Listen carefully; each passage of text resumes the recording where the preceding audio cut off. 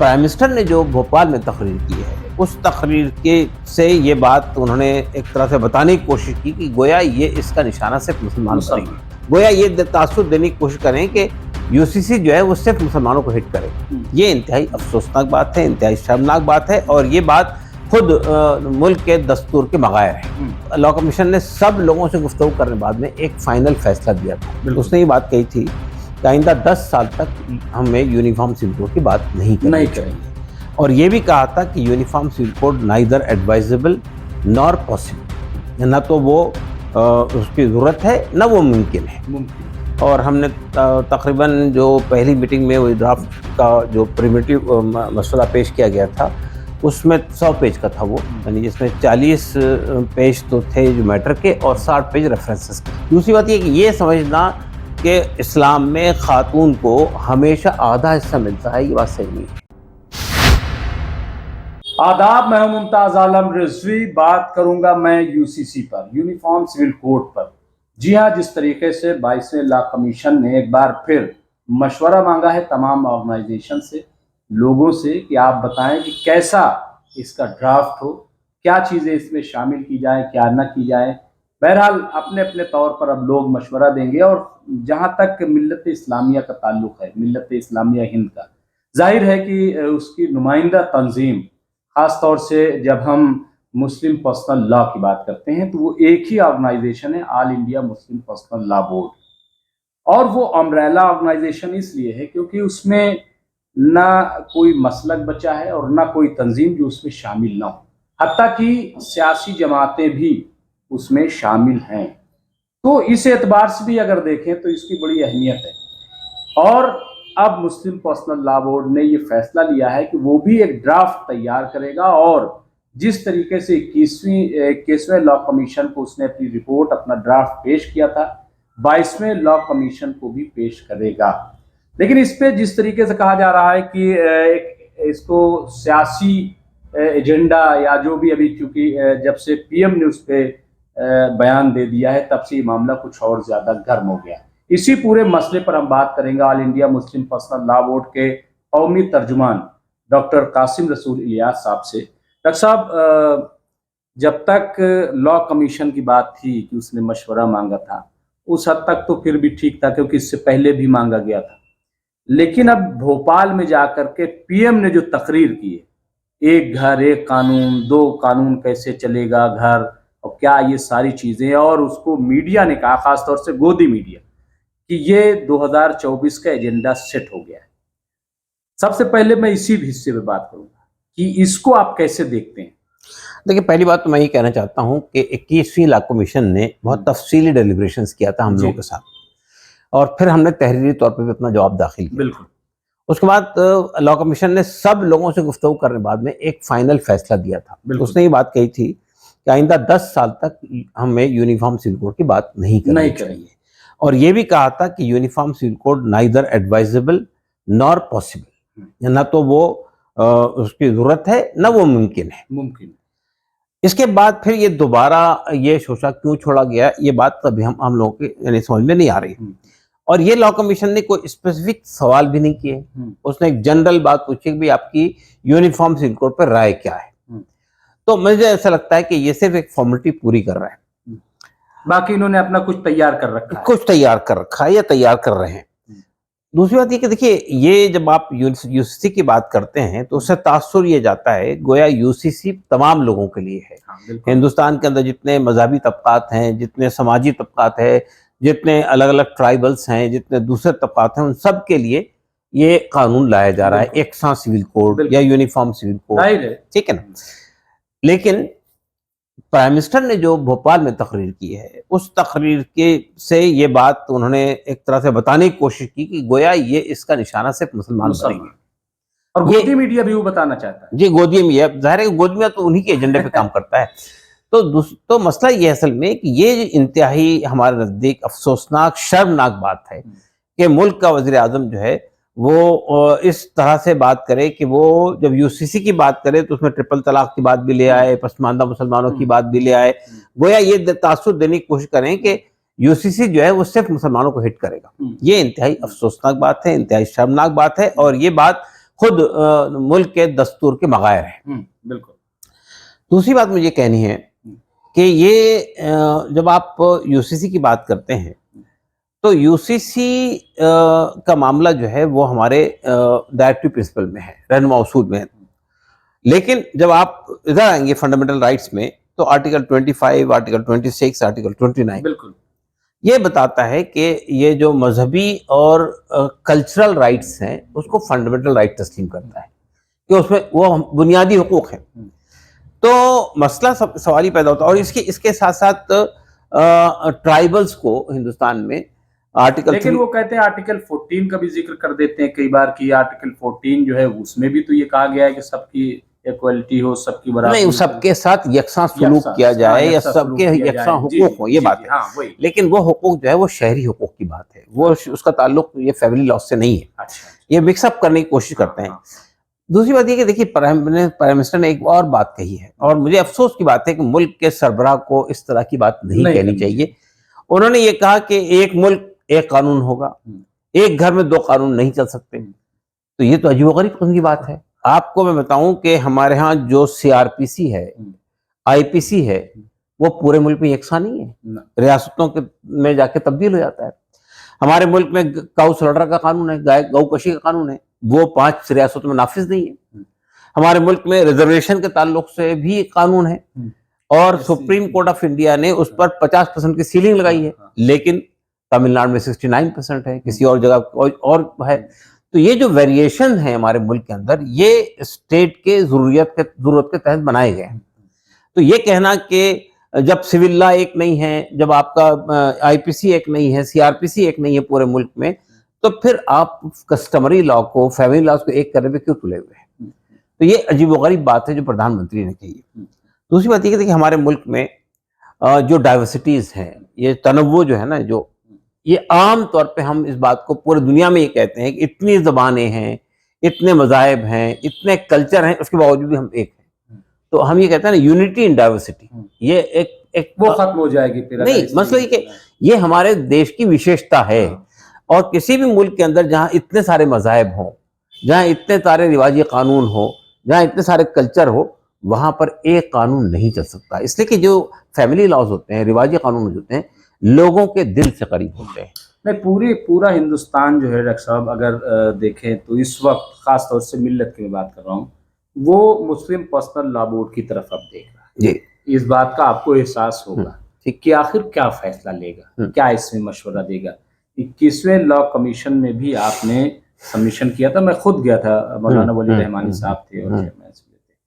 तो अब ये जो 22वां लॉ कमीशन है, इसमें भी आप जाएंगे, मुलाकात करेंगे, तो 4-5 चीजें जो बड़ी इंपॉर्टेंट इसमें बार बार उसी को लेकर के फोकस किया जा रहा है। डिबेट में भी अगर आप देखेंगे तो वो तमाम जो और जैन सिख इन सब की बात नहीं हो रही वहाँ पे बात हो रही सिर्फ मुस्लिम की। मुस्लिम में भी हो रहा है कि जो बहु विवाह जिसको कहते हैं, जो 4 शादियों का मसला, मसलन जैसे विरासत का मसला, जैसे बच्चा गोद लेने का मसला है, तो निकाह, तलाक और खुला का जो मसला है, तो अच्छा, फिर कम उम्र में जो शादी का मसला है कि 18 साल।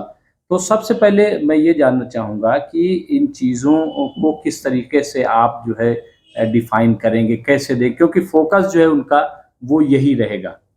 देखिए, पहली बात तो यह है कि हमारे तरफ से जो जवाब दिया जा रहा है बोर्ड की तरफ से, वो तैयारी के मरहले में है इस वक्त में।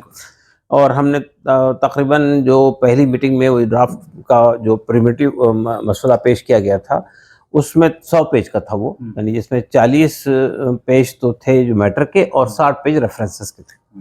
लेकिन उसको हमने और एब्रिज यानी शॉर्ट करने की बात कही है, हो रहा है वो।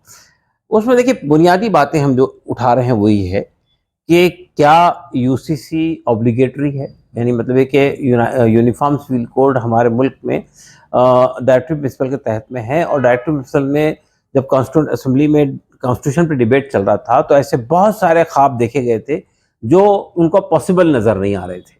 तो उन्होंने उसको एक बाब बना के सब उसमें डाल दिए गए। उसमें देखिए, उसमें आप आर्टिकल 339, आर्टिकल 41, आर्टिकल 46, आर्टिकल 45 इनको उठाकर देखेंगे तो इसमें एक तो ये बात कही गई है کہ پورے ملک میں شراب پر پابندی لگائی جائے گی، ڈرگس منشیات پر پابندی لگائی جائے گی، یہ کام کیوں نہیں کرتی سرکار؟ اس پہ خاموشی۔ اس میں یہ کہا گیا تھا کہ یہ جو لوگوں کی ہیلتھ اور ان کی ایج، یہ سب چیزوں کو دیکھتے ہوئے ان کے لیے پروفیشنز طے کیے جائیں گے، یعنی بوڑھا آدمی ہے، کمزور آدمی ہے، اپاہج آدمی ہے، تو وہ محنت کے کام نہیں کرے گا، یہ سرکار یہ طے کرے گی۔ پھر یہ کہا گیا تھا کہ یہ جو امیر اور غریب کے درمیان یہ بڑھتی ہوئی خلیج ہے، اس کو پاٹا جائے گا۔ پھر یہ کہا گیا تھا کہ 6 سال سے 14 سال تک کی عمر کے بچوں کے لیے فری کمپلسری ایجوکیشن کو انفورس کر دیا جائے گا۔ سوال یہ پیدا ہوتا ہے کہ کیا یہ سب چیزیں ہم نے اچیو کر لی؟ جن میں کوئی اختلاف نہیں ہے، وہ نہیں کرتے، جو سب لوگوں کے لیے قابل قبول ہو سکتے ہیں، اس کو آپ نہیں کرتے ہیں۔ لیکن جو چیز اختلافی ہے، جس میں اتنے سارے رواج، اتنے سارے قانون، اتنے سارے کلچر موجود ہیں، اس پر آپ کا فوکس ہے۔ لیکن یہ فوکس جو ہے بنیادی طور پہ، چاہے وہ آج کی بات ہو یا اس سے پہلے کی بات ہو، وہ لے دے کے مسلم پسند اللہ پر ہی ہے۔ اچھا دیکھیں، مسلمانوں کا تعلق یہ ہے، جہاں تک مسلم پسند اللہ کا معاملہ ہے، لوگ یہ سمجھتے ہیں، باقی لوگ یہ سمجھتے ہیں کہ باقی جو اتنے مذاہب ہیں اس میں ہم نے ان کے ہاں اہمیت ہے فیتھ کو، کہ آپ کا عقیدہ کیا ہے، آپ کا ایمان کیا ہے، اور دوسری چیز ان کی ورشپ کو، عبادت کو۔ باقی سب چیزیں وہ سمجھتے ہیں کہ وہ اس میں امینڈمنٹ ہو سکتا ہے، چینج ہو سکتا ہے، تبدیلی ہو سکتی ہے۔ ہمارے ہاں اس کے بالکل برعکس معاملہ ہے پرسنل مسلمانوں میں۔ مسلمانوں کا جو فیملی لا ہے پرسنل، وہ انسانوں کا بنایا ہوا قانون نہیں ہے، وہ قرآن و سنت سے ماخوذ ہے۔ اس میں فقہی مباحث تو ہو سکتے ہیں، لیکن بنیادی باتوں میں کوئی اختلاف نہیں ہے۔ نکاح میں، طلاق میں، وراثت کی تقسیم تو بہت تفصیل سے قرآن مجید میں بتائی گئی۔ تو جو چیزیں ہمارے ہاں انٹیگرل پارٹ ہے وراثت میں، ڈاکٹر صاحب چونکہ لوگ اس کو دیکھیں گے اور آپ ہی کی بات کا ہو سکتا ہے حوالہ دے کر کے جواب دیتے ہیں دوسری جگہوں پہ، وراثت کا بار بار یہ سوال ڈائریکٹ کر لیا جاتا ہے کہ کیا آپ یہ اچھا نہیں سمجھتے کہ باپ جو ہے وہ لڑکی کو بھی برابر دے اور بیٹے کو بھی برابر دے، کہ اگر یہ ہو جائے گا تو اس میں کیا نقصان ہے؟ اس طریقے کی جو باتیں، اس کو کیسے آپ مطلب اب دیکھیں، اصل میں اس میں بھی سمجھ کا مسئلہ ہے۔ لوگ یہ سمجھتے ہیں کہ انسان کی عقل اتنی وہ ہے کہ وہ اپنے طور پہ فیصلے کر سکتا ہے۔ خالق کائنات میں آخر کیا بات ہے کہ لڑکی کو آدھا حصہ اور لڑکے کو ایک حصہ دیا ہے؟ اس کی وجہ بنیادی یہ ہے کہ لڑکی پر گھر کے مینٹیننس کی کوئی ذمہ داری نہیں ہے، یہ پوری ریسپانسبلٹی شوہر کے اوپر ڈالی گئی ہے۔ گھر کو بھی چلانا ہے، بچوں کی پرورش بھی کرنا ہے، بچوں کی ذمہ داری پوری کرنا ہے، ماں باپ کی ذمہ داری پوری کرنا ہے، یہ پوری ذمہ داری شوہر پر، مرد پر دی گئی ہے۔ اسی مناسبت سے عورت کو آدھا کہ آج کے دور میں تو نہیں، ابھی ہم اس پہ آ رہے ہیں۔ دوسری بات، اسلام یہ کہتا ہے کہ اگر عورت ملازم پیشہ ہے، یا اس کا بزنس ہے، یا اس کے پاس جائیداد ہے، گھر سے لائی ہے اپنے باپ سے، تو وہ اس کی ٹوٹل پرسنل مالک ہے۔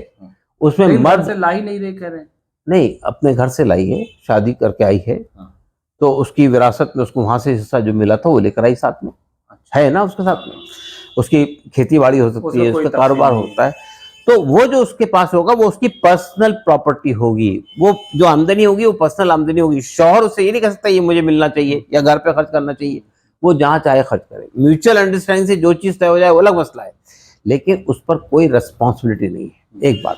دوسری بات یہ کہ یہ سمجھنا کہ اسلام میں خاتون کو ہمیشہ آدھا حصہ ملتا ہے، یہ بات صحیح نہیں ہے۔ یہ ڈیپینڈ کرتا ہے اس کی ذمہ داریوں کے تناسب سے۔ اگر باپ کی جائیداد تقسیم ہوگی تو بیٹی کو آدھا حصہ ملے گا، بیٹے کو ایک حصہ ملے گا، لیکن اگر شوہر کی تقسیم ہوگی، اگر بیٹے کی تقسیم ہوگی جائیداد، تو اس کے ماں باپ کو کتنا ملے گا، وہ ماں اور باپ کے درمیان تناسب کیا ہوگا، یہ وہ نہیں ہے جو باپ کی جائیداد میں تناسب ہوتا ہے۔ تو اس لیے ہمیشہ عورت کو آدھا حصہ ملے گا صحیح نہیں ہے، کہیں عورت کو برابر ملتا ہے مرد کے، کہیں عورت کو مرد سے زیادہ ملتا ہے۔ تو مطلب یہ تمام چیزیں بتائیں گے آپ کمیشن کو بتا چکے ہم پچھلے بار کمیشن کو۔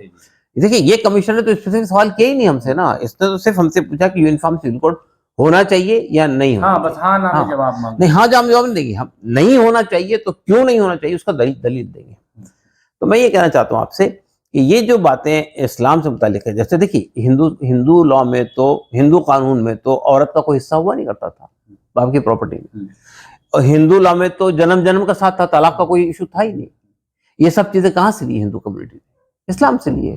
یعنی وہ یہ کہہ رہے ہیں کہ ہم نے چونکہ اپنے اندر بدلاؤ کیا ہے، آپ کیوں نہیں بدل رہے ہو؟ یہ اس لیے کہ ہمارے یہاں بدلنے کی ضرورت نہیں ہے، آپ کے یہاں ضرورت تھی اس کی. مثال کے طور پہ دیکھیے ہندو کمیونٹی میں شادی جنم کے ساتھ تھا، کبھی وہ الگ ہونے کا سوال ہی نہیں تھا. انہوں نے طلاق کو رواج دیا. اب طلاق کو انہوں نے کہا کہ وہ طلاق جو ہے مرد عورت کو برابر اختیار ہے طلاق کا، اور وہ طلاق جو ہے عدالت سے ہوگی.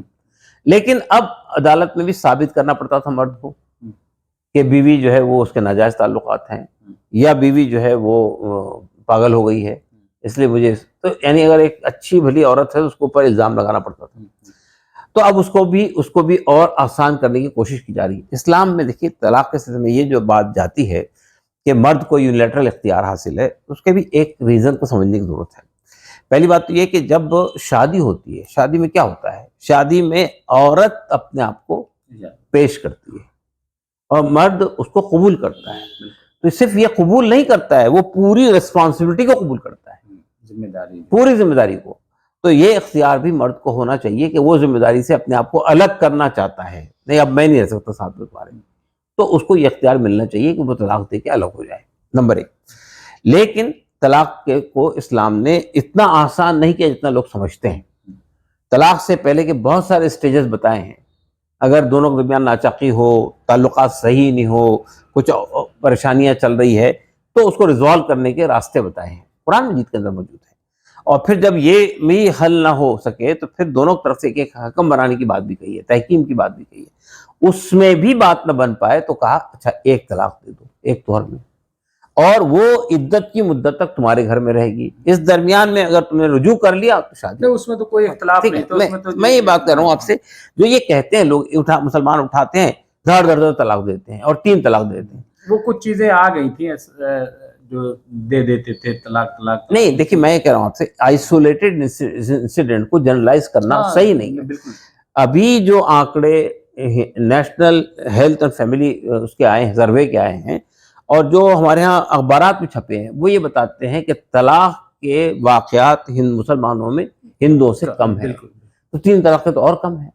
تو یہ اس کو اس طرح پیش کرنا جیسا لگتا ہے کہ مسلم معاشرے کے اندر تو ظلم ہو رہا ہے، زیادتی ہو رہی ہے. ڈاکٹر صاحب ایک اور چیز آتی ہے جو 4 شادی کو لے کر کے جو ہوا کھڑا کیا جاتا ہے، اور یہی چونکہ میسج وہ دینا چاہتے ہیں کہ ان کی 4 شادیاں ہم روک دیں گے، اور یہ وراثت میں جو تو یہ سب چیزیں. تو یہ جو 4 شادی کا ہے، کیا اس میں 21ویں میں آپ نے کیا اس کو کس طریقے سے ڈیفائن کیا؟ دیکھیے پہلی بات تو یہ ہے کہ اگین اس میں کہنا چاہتا ہوں آپ کو، آنکڑے یہ بتاتے ہیں کہ بائی گیمی یعنی دوسری شادی ہندوؤں میں زیادہ ہے مسلمانوں کے مقابلے میں.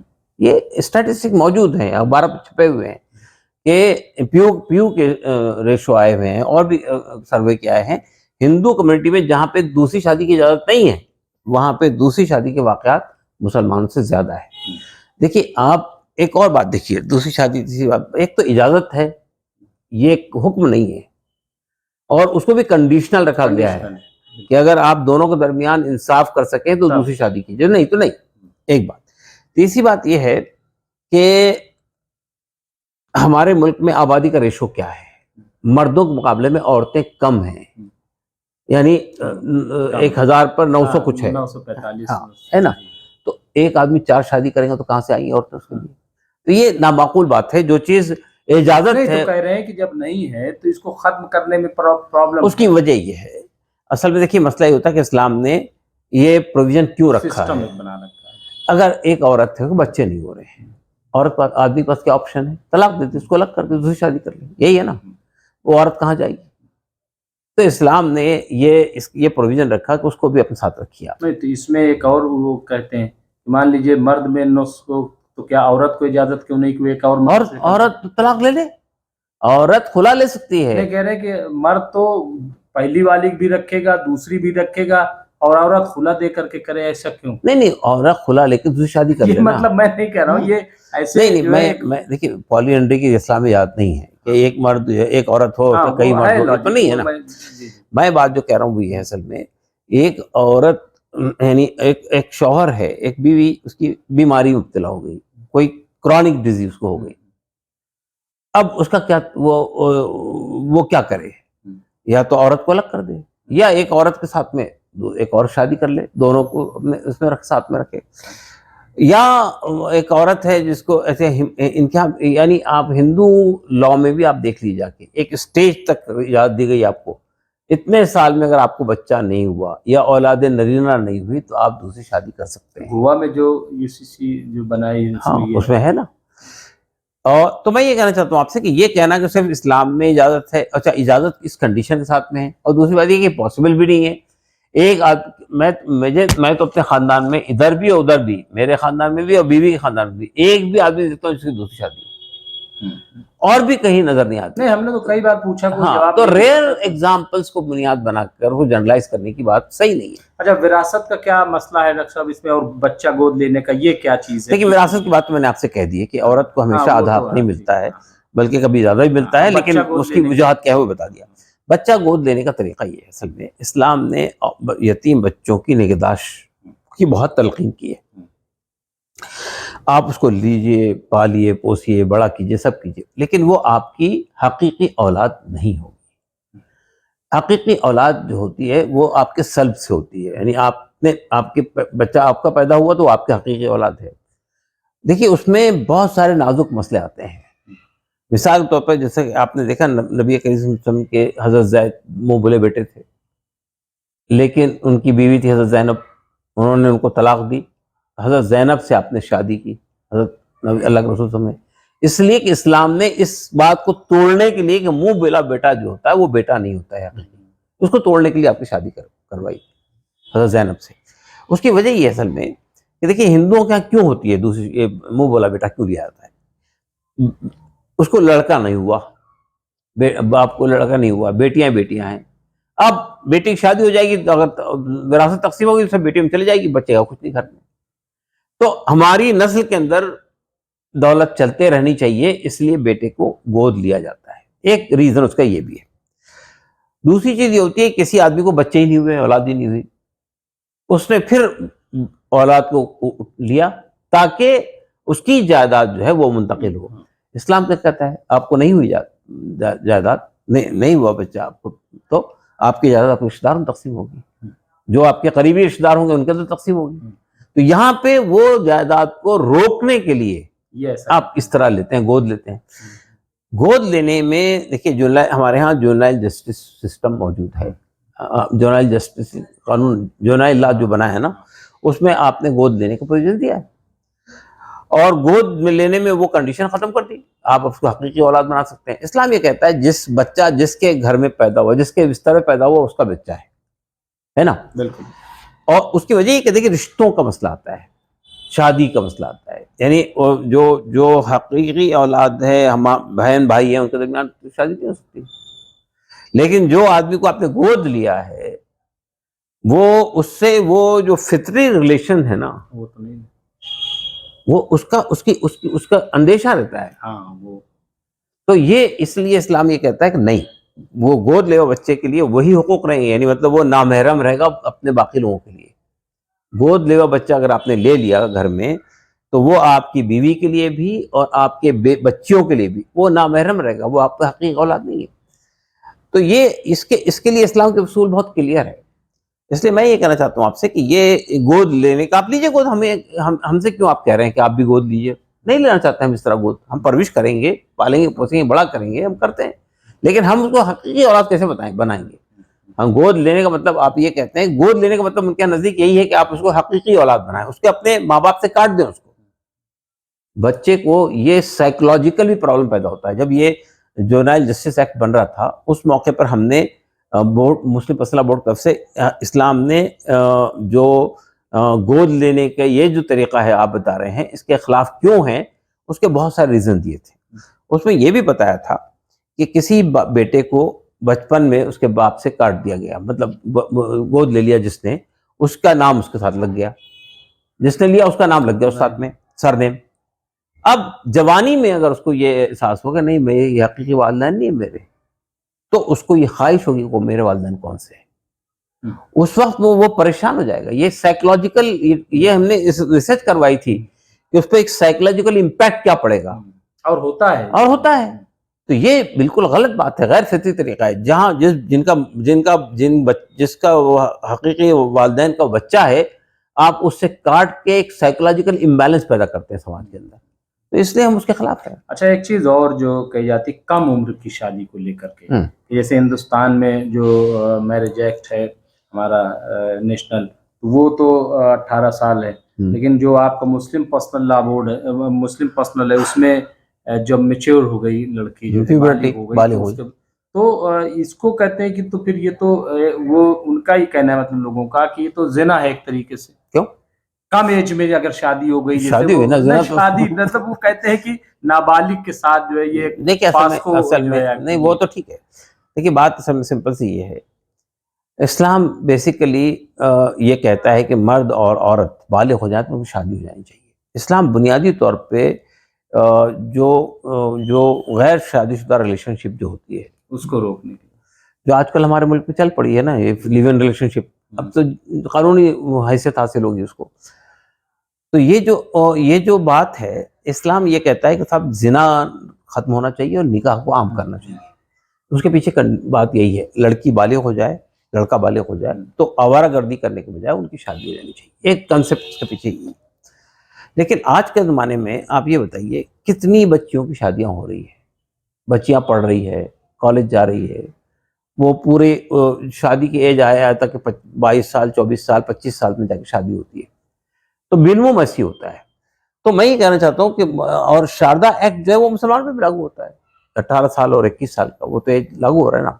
جہاں پہ ایسی شادیاں ہو جاتی ہیں کم عمر سے شادی، اس پر عدالت سے جرم تو ثابت ہوتا ہے کہ آپ نے غلط کام کیا، جرم کیا آپ نے، لیکن وہ شادی ختم نہیں ہوتی، شادی باقی رہتی ہے، اس لیے کہ اسے اولاد بھی ہو گئی ہے اور بھی سب چیزیں. میں یہ کہنا چاہتا ہوں آپ سے کہ یہ جو بات ہے کہ 18 سال سے کم عمر میں، یہ بیسیکلی یہ آپشن کھلا رکھا ہے اسلام نے. مثال کے طور پہ یعنی ایون اس بات کا آپشن بھی رکھا ہے اسلام نے کہ اگر کوئی لڑکی نابالغ بھی ہو تو بھی شادی اس کی باپ کی مرضی سے ہو سکتی ہے، لیکن جس دن لڑکی بالغ ہو جائے گی تو وہ اپنے رشتے کو ختم کر سکتی ہے. کیوں نہیں، مجھے نہیں رہنا ان ساتھ میں نہیں کروں گی شادی. اچھا ٹھیک ہے نا. میں یہ بات کہنا چاہ رہا ہوں وہ یہ ہے اصل میں کہ کبھی کبھی کیا ہوتا ہے، نہیں شادی ہو سکتی ہے اس میں مطلب رخصتی تو نہیں ہوگی نا شادی. ہاں جب وہ ظاہر ہے ہوگی تبھی تو، ہاں وہ صحیح ہے، لیکن نکاح ہو سکتا ہے نا، نکاح ہو سکتا ہے، ٹھیک ہے بات، رخصتی نہیں ہوگی. ہاں تو مسئلہ یہ میں کہہ رہا ہوں آپ سے کہ یہ جو وجہ ہے اس کے پیچھے جو ریزن ہے وہ یہ ہے. کبھی کبھی کیا ہوتا ہے کہ سچویشن باپ ہے، ماں باپ ہے، بالکل بوڑھے ہو گئے ہیں، اب مرے تب مرے اس طرح کا معاملہ ہے، یا بالکل موت کے کگار پہ پہنچ گئے، وہ اس کے کوئی بچے کو پرسان حال نہیں ہے، دیکھنے والا نہیں ہے، کیا کرے وہ؟ تو ایسی صورت میں وہ چاہتا ہے کہ میری زندگی میں شادی ہو جائے تو شادی کر دیتا ہے، تو نکاح کر دیتا ہے. تو مطلب یہ کہ اس کو معلوم ہے نا کہ اب میں نے اپنی بچی کا ہاتھ کسی کے ہاتھ میں دے دیا، اب میں چین سے مر سکتا ہوں. اس طرح کے بہت ساری کنڈیشنز آتی ہیں، تو اس کی اجازت ہے. بس آخر میں تو کل ملا کر کے جب چونکہ پوچھا گیا ہے کہ آپ ہاں میں جواب ہے، نہ میں، کیا آپ کو لگ رہا ہے کہ جو چیزیں آپ پیش کریں گے وہ بورڈ مانے گا، نہیں مانے گا؟ تو کیا اس میں دیکھیں میرا ذاتی خیال یہ ہے کہ بیسیکلی اس موقع پر اس کو جو لایا گیا ہے 2024 کے الیکشن سے پہلے، یہ جان بوجھ کر لایا گیا ہے. اور جس طرح وزیر اعظم نے بھوپال میں تقریر کی ہے، اس سے بھی یہ صاف ہو گیا ہے کہ یہ مسلمانوں کو ٹارگٹ کرنے کی کوشش کی جائے گی، اور یہ یونیفارم سول کوڈ کو اس طرح پیش کریں گے اور اس طرح ڈیبیٹ کروائیں گے جیسا کہ صرف مسلمان اپوز کر رہا ہے اس کو، باقی سب لوگوں کے لیے تیار ہے. اور یہ جینڈر جسٹس کے لیے ہم لا رہے ہیں. دیکھیے انہوں نے جینڈر جسٹس کے نام پہ ٹرپل طلاق کو بین کیا تھا نا، الیگل قرار دیا تھا نا. کیا جینڈر جسٹس کیا انہوں نے؟ ٹرپل طلاق کو آپ نے کہا کسی شخص نے 3 طلاق دے دی، وہ ایک بھی نہیں ہوئی، یہ کہا نا آپ نے، یعنی انویلڈ. کون سا مسلک ہے جو ٹرپل ایک بھی نہیں مانتا ہے؟ کوئی، یعنی 2 ہی اختلاف ہے نا ہمارے ہاں، یا تو وہ 3 ہوگی یا 1 ہوگی. آپ تو کہہ رہے ہیں 1 بھی نہیں ہوئی. تو یعنی ایک تو اس رشتے کو ناجائز کر دیا آپ نے کہ وہ رشتہ باقی ہے.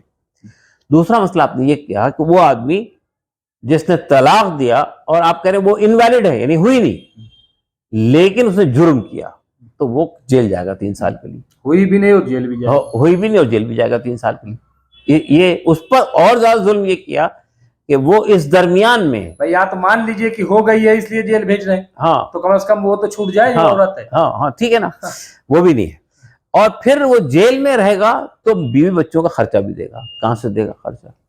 اور پھر مطلب جو بنایا ہے قانون وہ بھی لاجیکل نہیں ہے. نہیں، وہ عورتوں کے ساتھ ظلم ہے. وہ یہ جو بتا رہے ہیں کہ ہم نے عورتوں کے لیے فائدہ مند پہنچایا، وہ عورت تو جس نے جو رشتہ جھگڑا یہ وہ ہو کے اس نے 3 طلاق دیا، آپ نے کہا نہیں ایک بھی نہیں ہوئی. نہیں کہہ رہے اب طلاق کم ہو رہی ہے. نہیں دوسری بات یہ ہے کہ اس کے بعد وہ یہ کرے گا کہ 3 سال تک کے وہ مینٹیننس بھی دے گا، اور جب وہاں سے چھوٹ کر آئے گا جیل سے، پھر وہ ہنسی مذاق کے ساتھ زندگی گزاریں گے. یہ پاسبل ہے کیا؟ اور ایک عورت جس کو چھٹی ہو گئی تھی طلاق سے، اب اس پہ آپ نے ظلم ڈایا کہ وہ 3 سال تک گھر میں بیٹھی رہے گی بغیر شوہر کے، اور 3 سال کے بعد اسی ظالم شوہر کے ساتھ میں دوبارہ زندگی گزارنے میں مجبور ہوگی. یہی تو آپ کہہ رہے ہیں نا اس وقت. دوسری بات یہ کہ یہ بتائیے مجھے کہ طلاق کا جو معاملہ ہوتا ہے وہ عام طور پہ کب ہوتا ہے؟ طلاق جب جو رشتہ ہے وہ ریلیشن شپ بریک اپ ہو جائے، بالکل اب چلنے کی پوزیشن میں ہی نہ رہے، تو اس وقت آدمی طلاق دیتا ہے. اچھا، اب یہ جو بات کہتے ہیں کہ ہم نے 3 طلاق پہ بین لگا دیا، اب طلاق کم ہو رہی ہے، یہ بات بھی غلط ہے. کسی آدمی کو طلاق نہیں دینا ہے تو وہ 1 طلاق دے کر بھی مسئلہ ختم ہوتا ہے نا اس کا. 1 طلاق دے دے اگر آدمی اور 3 مہینے کے بعد تو وہ اپنے آپ ختم ہو گیا رشتہ. تو اس لیے یہ کہنا کہ ہم نے 3 طلاق پہ بین کر کے عورت پہ بہت بڑا احسان کیا، یہ بالکل غلط بات ہے. عورت پہ آپ نے ظلم کیا ہے. تو بہرحال کل ملا کر کے یہ صرف جو ہے چناوی ایجنڈا آپ کی نظر میں ہے، اس کے علاوہ کچھ نہیں ہے. بالکل. لیکن یہ بنائیں گے کہ نہیں؟ آپ کو کیا لگ رہا ہے کہ یہ صرف کیونکہ 9 سال میں تو کچھ ہوا نہیں، کیا یہ بنا دیں گے؟ کچھ ایسا ہے آپ کو؟ نہیں، پارلیمنٹ کے اندر یہ بل تو پیش کریں گے، اور بل پیش کر کے یہ تمام پولیٹیکل پارٹیز کو یہ بتائیں گے کہ دیکھیے یہ کانسٹیٹیوشن کے اندر یہ موجود ہے اور یہ اس کی مخالفت کر رہی ہے. یہ ایک تیر سے کئی شکار کھیلنے کی کوشش کر رہی ہے. کیونکہ راجیہ سبھا میں تو یہ ظاہر ہے کہ ابھی مائنورٹی میں ہے. مائنورٹی میں تو مینج تو کر لیتے نہیں لوگ، لیکن اس میں دیکھنا پڑے گا. نہیں مطلب ہے کہ راجیہ سبھا میں ہی تو بل پیش ہوا ہے. ایک پرائیویٹ ممبر بل جو انہی کے آدمی کا ہے نا، انہی کے آدمی کا ہے، اسی کو آفیشل کر دیں گے، اس میں کیا مسئلہ پڑا ہے. لیکن راجیہ سبھا میں اگر کوئی چیز منظور ہو جاتی ہے تو وہ پریویل کرتی ہے، ختم نہیں ہوتی ہے. لوک سبھا تو چونکہ بنتی ہے بھی ٹوٹتی رہتی ہے، راجیہ سبھا کنٹینیو کرتی ہے.